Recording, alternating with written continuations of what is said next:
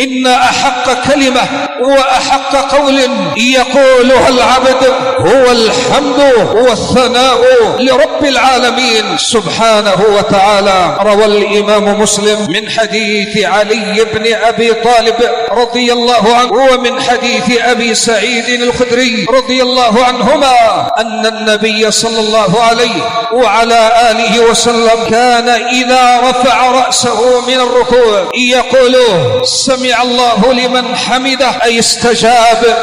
استجاب الله لحامده، ثم يقول ربنا ولك الحمد ملء السماوات وملء الأرض وملء ما بينهما وملء ما شئت من شيء بعد، أهل الثناء والمجد أحق ما قال العبد وكلنا لك عبد، اللهم لا مانع لما أعطيت ولا معطي لما منعت. انظروا إلى ثناء نبينا على ربنا حامدا لله عز وجل، ربنا ولك الحمد ملء السماوات، أي لو كان الحمد جرما لملأ السماوات، ولو كان جسما لملأ الأرض ولملأ ما بينهما، وهكذا الحمد هو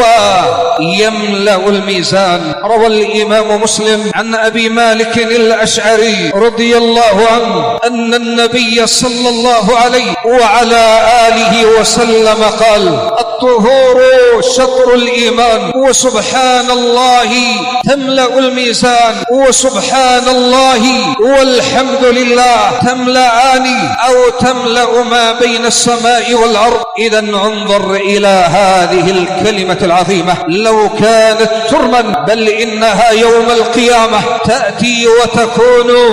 وتكون جسما وجرما فتملأ الميزان، والميزان عظيم لا يملأه إلا مثل هذه الكلمات التي فيها ثناء على الخالق سبحانه وتعالى.